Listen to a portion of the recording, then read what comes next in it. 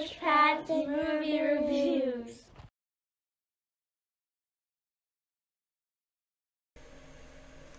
Hi everyone, Average Pat here to sit to chat today about the movie Toy Story 4. Unfortunately, my video that I recorded before has seemingly saved into oblivion, so I'm forced to remake this. Apparently I saved it on my wrong hard drive, and it converts it to a file that I can't use. So I'm going to redo it with a little bit of help from some of my new Funko toys that I happen to have purchased. I got Woody, I got Buzz, obviously, in celebration of Toy Story 4, and I also got Bo Peep and Giggle McDimples, and Jessie. I can see why these things are addicting, why everybody loves having them. They're cheap, they're easy, they're cute, and I might have a problem now. Toy Story 4 is the latest in the Pixar Disney releases. Pixar's very first ever movie that they came out full scale as a feature film was the original Toy Story back in 1995. I'm old enough that I actually remember going to see that opening day when it first opened. It was incredible. It was groundbreaking. I wish to God I had invested in it because they made a fortune. And it was so incredible, such a new experience of animation and groundbreaking acting, and the overall experience of that as opposed to typical movie theater experiences was just completely surreal. It's funny because I took my oldest son, who's 12, who has seen the other Toy Stories before, not in a row. We went and saw the Toy Story Marathon that was hosted at Regal Cinemas. It was all 4 Toy Story movies in one day. We got there about 9:30. I think we left about 7:15 at night. Spent a fortune in food, but it was well worth it because it was a really neat time. And the fun part about it was I got to see just how dramatically different the animation and the ability of Pixar has gotten from the very first ever Toy Story, when they had the animation of the dog that lived next door that was Sid's, which was kind of frightening. He had teeth, he had what appeared to be musculature but no real fur, to the newest one where they show a cat stretching in sunlight and they show the fuzz from an inside of a stuffed animal. Obviously this is shown in the trailer, so I'm not spoiling anything, so don't worry. But it's amazing to see the dramatic differences and to see how far they've come. It's been quite a pleasure to watch and to grow old with these stories. And they hit you in the hearts. They hit you right in the feels. And Pixar knows that. They've always been very good about the movies they choose. They've always been chose the voiceover people incredibly well. The addition of 2 characters in this movie are Keenan Michael Peele, and Key and Jordan Peele. They're a comedy dynamic duo. They came out with tons of fun stuff. My goodness, if you ever get a chance, look up Substitute Teacher on on YouTube for one of their performances. It's quite hilarious. Jordan Peele's been doing a lot of serious directing and done some serious, incredible movies. And I think he wanted a little bit of a break from that and to go back to his comedic roots, and does a great job with his roles. The role he has in this movie. Jordan Peele does Bunny, and Kenan Key does Ducky. They're two of the new characters. The other funny addition to the movie was Duke Kaboom, the Canadian stuntman who was voiced by Keanu Reeves. The man is everywhere. And it's quite...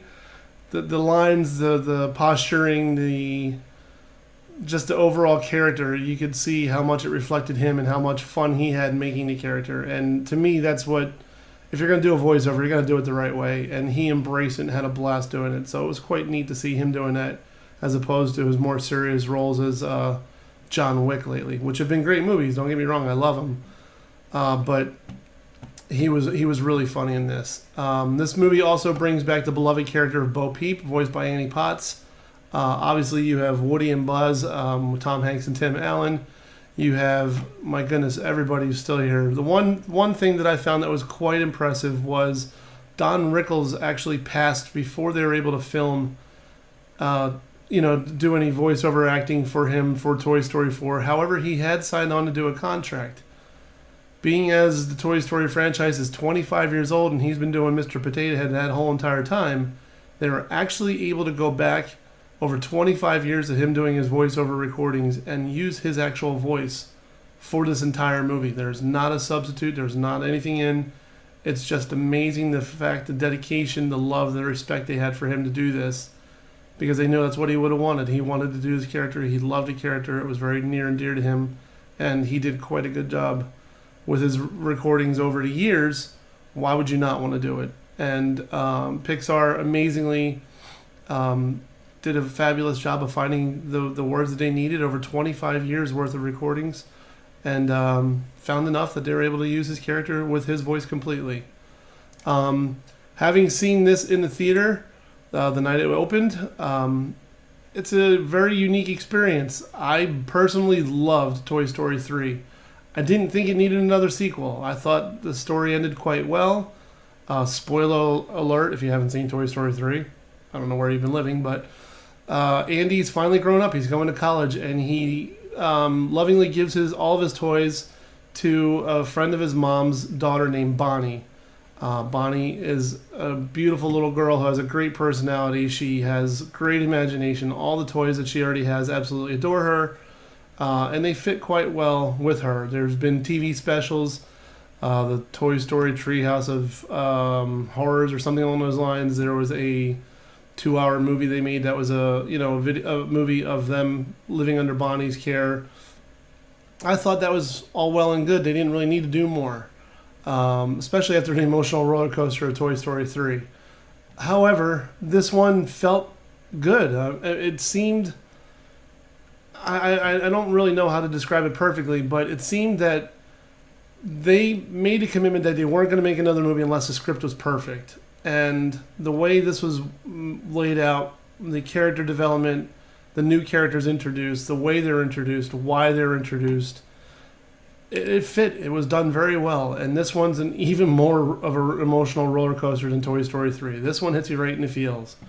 I will be the first to admit that I teared up during the movie numerous times. There's quite a few scenes where they really get you in the feels. And walking out of the theater with my 12-year-old, and he turns and looks at me and says, "Wow, I was ready to cry." For a 12-year-old boy to be that appreciative of the emotional aspect of the movie, to me, that's exactly what Pixar wanted. They wanted everybody to love this movie, everybody to become emotionally attached to it, to realize how much the beloved characters really are. And if that was their goal, slam dunk. They did it. They did a home run. The story basically is Bonnie is on the cross-country trip with her family after starting orientation for kindergarten.